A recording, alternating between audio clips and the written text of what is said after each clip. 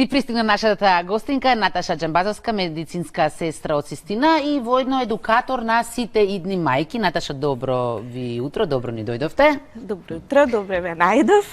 Денес вековме ќе зборуваме за сите оние непознаници, проблеми, прашања, прашалници што ги имаат мајките оној момент кој ќе се вратат дома со новороденчето, но сакам прво нешто да ве прашам, иако вие како медицинско лице не сте го имале сигурно тој проблем, бидејќи на медицинските лица другите не им солат памет. Дали сте вие свесни за притисокот што го имаат мајките кога ќе дојдат дома и кога сите знаат се за бебето повеќе од нив? Да, точно е така тоа. Предпоставувам дека тоа исто им е шок, им прави притисок дополнителен на мајките. Секако. Бидејќи мајките и после породувањето се малце поранливи, нели има еден хормонален дисбаланс и нормално дека се соочуваат не да речем психички, него се поранливи мајките, така да им треба повеќе внимание и разбирање од другите. Затоа што тоа е нов момент во нивниот живот, не само на мајките, него и на другите членови од семејството. Им треба време да се прилагодат и нив и на бебенцето на новата средина, бидејќи бебето 9 месеци било заштитено во стомакот на мајката и сега излегува надвор и се што правиме околу бебето за него е ново и практично секогаш изразува со плачење, бидејќи за него е тоа начин на говор, плачењето. Но секако дека мајката треба повеќе разбирање, да нема притисок, посебно околу хранењето, да речем доењето, бидејќи ние преферираме бебињата да се дојат, така да им треба повеќе разбирање. Сега ние во нашата болница, верувам дека и во другите болници е така, се трудиме да ги припремиме за кога ќе отидат дома, значи во почетокот им помагаме околу доењето, позиционирањето, и тоа е еден од битните моменти. Ден пред да си одат ги им вршиме обука за хранење, за негата на бебето, што треба да прават. И секако дека во текот на првиот месец, секоја недела имаат контрола кај педијатар, така да се што треба, што ги мачи во првите 10 до 2 недели, велам дека се тие клучни, можат да се советуваат и секако имаме ние сме 24 часа достапни, можат да не побараат секогаш кога сакаат и дење и ноќе да се консултираат со нас. Еве, веќе го споменавте доењето, имаат безброј прашања мајките. Да започнеме токму со доењето, сметате дека тоа е многу важно, правилното доење се научи. Ќе започнеме со оној момент како ретко околу која тема, тука сите се сложни дека мајчиното млеко е незаменливо. Да, точно така. Незаменливо е мајчиното млеко, многу адаптирани млека се блиски во составот на мајчиното млеко, меѓутоа она што е најбитно и најважно, не само заради растот, посебно во првиот месец на бебето, него мајчиното млеко е полно со антитела, посебно колострумот кој се лачи во првите денови, и практично представува како пасивна имунизација на бебенцето. Значи, полно е со антитела што ќе го штитат од многу заболувања не само во почетокот, него и во текот на животот. Впрочем и човештво во обстанокот, почетокот, сами гледаме дека колку е голема важноста практично порано, нели, се доеле само бебенцата. Сега во понови времиња, нормално заради различен начин на живот, нели, мајките се едуцираат, се школуваат, па сакаат и на себе си да се обрнат внимание и секако дека работат. Значи, не можеме сега исто да гледаме како на времето, па од тие причини почнуваат некогаш и да се дохрануваат со адаптирано млеко. Ќе стигнеме до тој момент кога да се започне со адаптираното, или како народот вештачко млеко, ние нели адаптирано млеко, адаптирано млеко. Некои работи се доаѓаат природно и спонтано, но сепак не е лошо да се знае, да се знаат основните правила. Како што да речеме на кој временски интервал треба да се дои бебето. Сега некои мајки претеруваат, ако добро паметам, на 3 часа да речеме, па некои дури навива часовник. Не знам дали треба толку строго да се гледа тоа, затоа што има пак и друга крајност, заплаче детето веднаш да му се даде да се дои, што исто така предпоставувам не е во ред. Како да се знае се таа временска рамка, кога е најправилно? Вака, тие што одлучиле да го дојат бебенцето, во првите 2 недели практично нема ред. Зошто бебето бара Нема. често да цица? Затоа што во почетокот повеќе спи од што цица, се уште не е толку развиен. Рефлексот за цицање се развива уште во бременоста, меѓутоа се уште не знае убаво, повеќе спие од што влече. Млекото не е надојдено убаво и затоа бара често да се става на града. Како ќе доаѓа млекото, ќе се полнат градите со млеко, а се полнат најмногу затоа што бебето треба да стимулира, затоа прашуваат што треба, кога ќе дојдат, кога ќе ги однесеме бебенцата, вика зошто да го ставим на града, јас немам млеко, баш заради тоа велам, треба да го ставиме, затоа што со самото почнување на цицање се лачат хормоните кои се битни за создавање на млекото и доаѓање до градата, така да како ќе проаѓаат деновите, градите ќе се полнат со млеко, бебето ќе биде поуходано, поенергично, ќе се нацицува и ќе се зголемува тој интервал помеѓу подоите. Значи, ако се будело на 15 минути, ќе се буди на пола сат, на сат и на крај идеално е на 3 часа, зашто се храни во почетокот, затоа што бебето кога ќе се роди, практично е најстерилното нешто, значи нема резерви. Ние во возрастните имаме резерви, меѓутоа бебињата немаат резерви и заради тоа е тој, да речем, ритм на 3 часа да се дои бебенцето и дење и Ето сака да ноќе прашам во и ноќе? почетокот. Да, секако. Па после по дури ноќе, ако спие да се буди треба? па во почетокот до првата контрола кај педијатар, да се буди на 3 часа. Зошто? Затоа што па и во вечерните, ноќните часови во млекото има мелатонин кој е многу битен за убав и мирен сон. Така да тоа веќе кога ќе почне понатаму и само ќе се буди во текот на ноќта. И сега ако се избегнуваат, да речем, неколку подои, тогаш па и помалце ќе примети мајката дека се со текот на деновите дека се лачи млеко. Значи, ако добро разбрав, нормално е првите 2 недели да се хаотични, да се во безредие, но препорачливо е што е возможно почесто, а после се фати редот од 3 часа. Само ќе си се направи тој ред и затоа во првите 2 недели, или вака народски кажана, нели првите 40 дена, нели велат кај леунка жена да не се оди многу, затоа што особено сега претпоставувам никако. Сега никако, затоа што бебето не распознава што е ден, што е ноќ.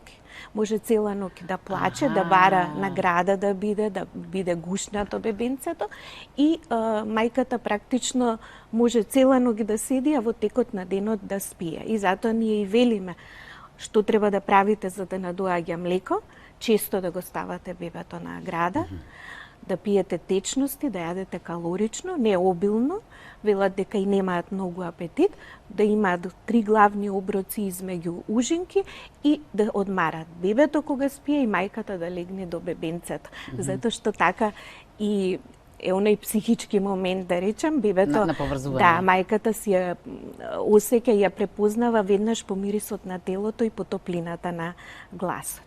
Значи, тоа се нови моменти за кои навистина треба да има разбирање и никако притисок. Например, ние се случува и кога одиме и на патронажа, или ќе ни се јават мајките, многу често повозрастните знаат да им кажат имаш слабо и јако млеко.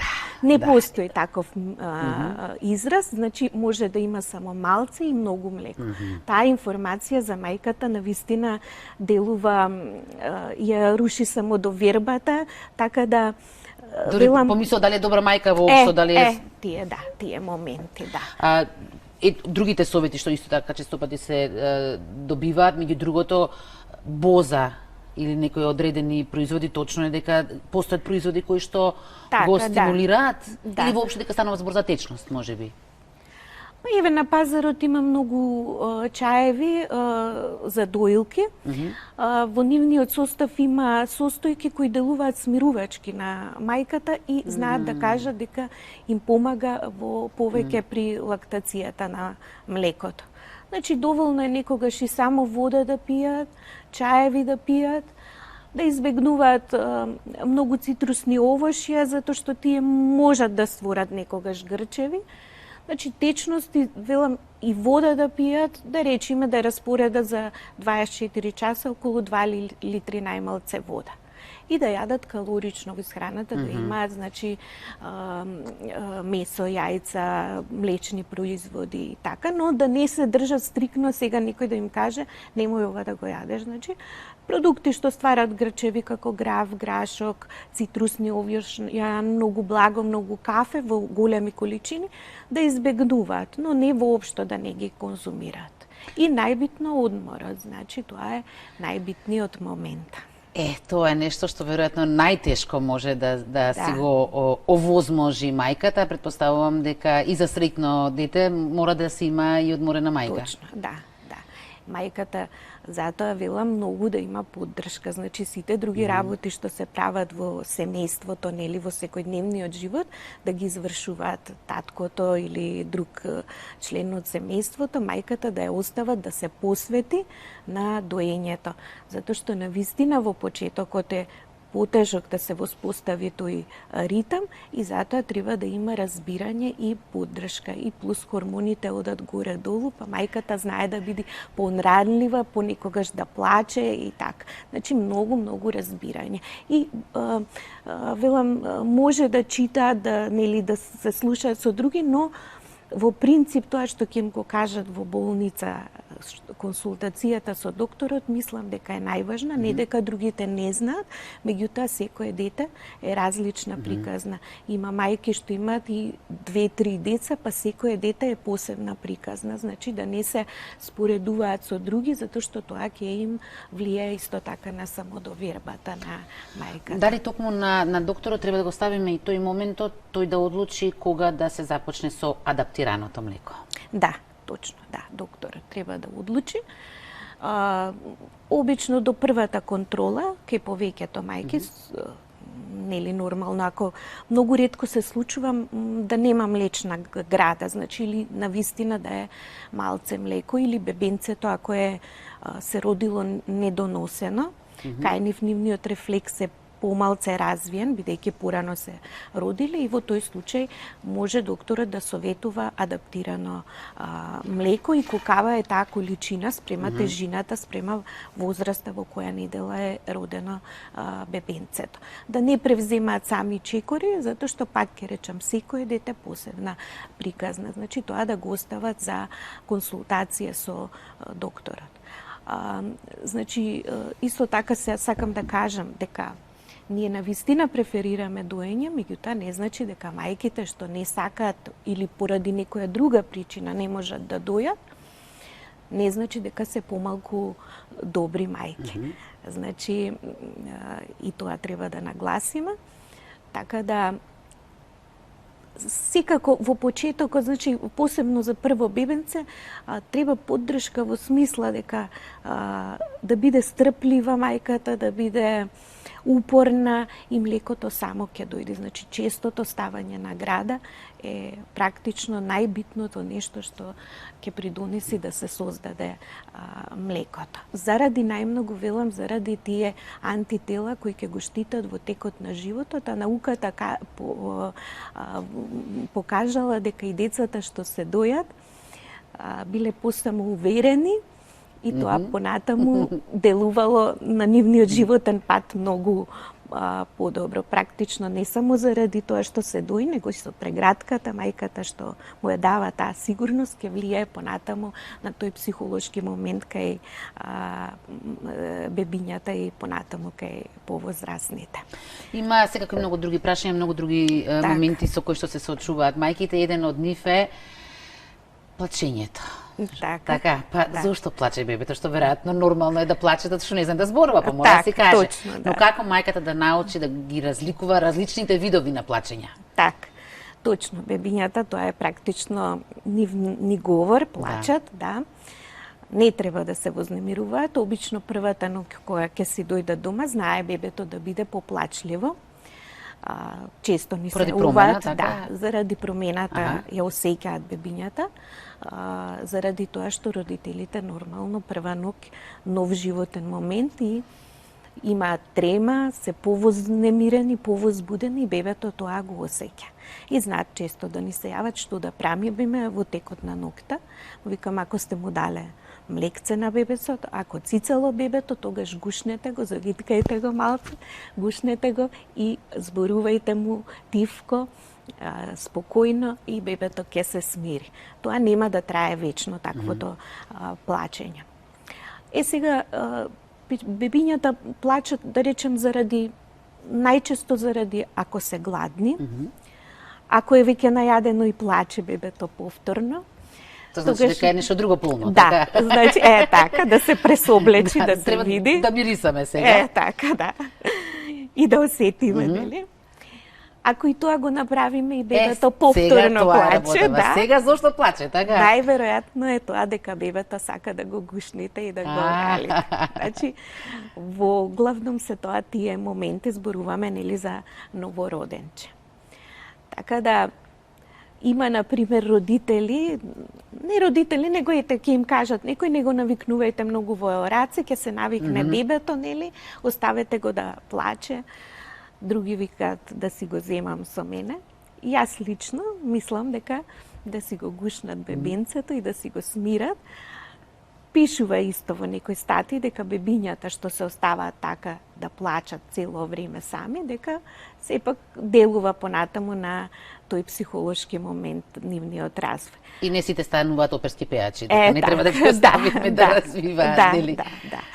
Ке ги потапкат, ке ги завиткаат во едно пеленче, ке им зборуваат, посебно се смируваат ако ги ставите тука скин to скин, што би се рекло, да осеќаат срцето, со, да не речем, како лулање во броти, по полека тапкање по газето, бебето ќе се смири. Така да, мислам дека најмногу од тоа, значи, ако не е гладно, ако е суво бебенцето, значи најмногу е тој психолошки момент. Од излегува надвор, од 9 месеци било заштитено и сега ќе излези во надворешна средина и практично се што правиме околу бебето ќе изразува со плачење, затоа што му треба време да се навикне на надворешната средина и тука е мајката која треба да му ја даде таа сигурност и да го подкрепи, да речам, за понатаму во животот. Наташа, има уште многу прашања, за жал, на крај сме да ми седи, ќе оставиме простор за друг пат. Сакам само уште едно конкретно накусо да ве прашам, со оглед на тоа што се минусни температури, знаете дека се соочуваат со студени радиатори дома луѓето, и дури да не се минусни, ретко кога знаеме како точно да го облечеме бебето. Па обично или се преоблекува, или пак премногу е разголено. Така. Како треба? Повеќе од нас, помалку од нас? Што е правилното? Значи, бебинцата сега, значи тие се термолабилни бебињата. Значи не треба да биде преоблечено, пренатоплено. Така ќе биде, што би рекле возрастните, замаено, значи нема да сака да цица. Ако не сака да цица и да јаде, нема да напредува бебенцето. Храната не е битна само за да расте бебето во тежина, него е битна за исхрана на мозочето. Значи, во овие моменти сега ние советуваме да се облечени исклучиво памучно и тенко, значи едно боди, едни шпикозни, капче, ракавички, чорапчиња, кога го бањаат бебенцето и да биде тенко покриено, температурата дома да биде негде околу 23-24 степени. Тоа знаете дека деновиве не се случува по нашите станови. Па ќе го дали тоа значи дека е подобро да се, бидејќи обично нели фаќаме ритам со секојдневно бањање во ист период.